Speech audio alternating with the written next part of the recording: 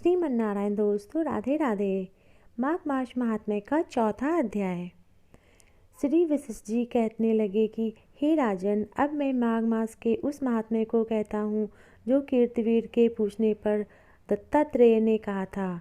जिस समय साक्षात विष्णु के रूप में दत्तात्रेय सत्य पर्वत पर रहते थे, तब महिष्मति के राजा सहस्रार्जुन ने उनसे पूछा कि हे योगियों में श्रेष्ठ दत्तात्रेय जी, मैंने सब धर्म सुने, अब आप कृपा करके मुझे माघ मास का महात्म्य कहिए। तब दत्तात्रेय जी बोले, हे नारद जी, से ब्रह्मा जी ने कहा था कि यही माघ मास महात्म्य है। तुमसे कहता हूँ, इस कर्म भूमि भारत में जन्म लेकर जिसने माघ स्नान नहीं किया, उसका जन्म निष्फल है।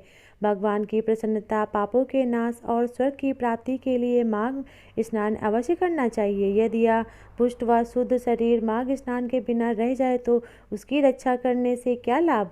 जल में बुलबुले के समान, मक्खी जैसे तुच्छ जंतु के समान यह शरीर माघ स्नान के बिना मरण समान है।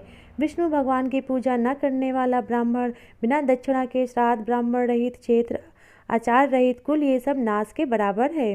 गर्भ में धर्म का, क्रोध से तप का, गुरुजनों की सेवा न करने से स्त्री तथा ब्रह्मचारी, बिना जली अग्नि से हवन और बिना साक्षी के मुक्ति का नाश हो जाता है। जीविका के लिए कहने वाली कथा, अपने लिए बनाए हुए भोजन की क्रिया, शूद्र से भिक्षा लेकर किया हुआ यज्ञ तथा कंजूस का धन, यह सब नाश के कारण है।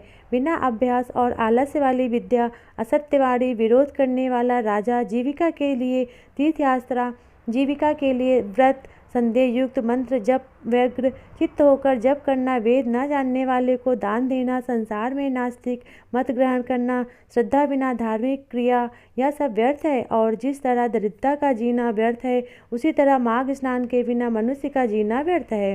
ब्रह्मघाती, सोना चुराने वाले, मंदिरा पीने वाला, गुरु, पत्नी, बाड़ी, इन चारों का संगत करने माघ स्नान पवित्र होता है। जल कहता है कि सूर्योदय से पहले जो मुझे स्नान करता है, मैं उसके बड़े बड़े पापों को नष्ट करता हूँ। महापातक भी स्नान करने से भस्म हो जाते हैं। माघ मास के स्नान का जब समय आ जाता है तो सब पाप अपने नाश के भय से काँप जाते हैं। जैसे मेघों से युक्त होकर चंद्रमा प्रकाश करता है, वैसे ही श्रेष्ठ मनुष्य माघ मास में स्नान करके प्रकाशमान होते हैं।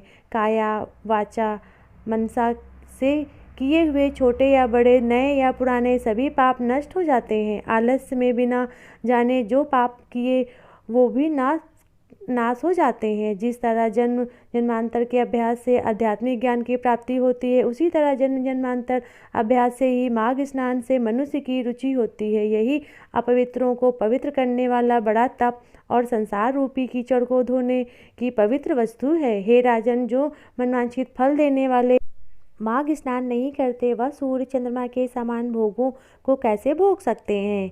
माघ मास महात्म्य का चौथा अध्याय समाप्त।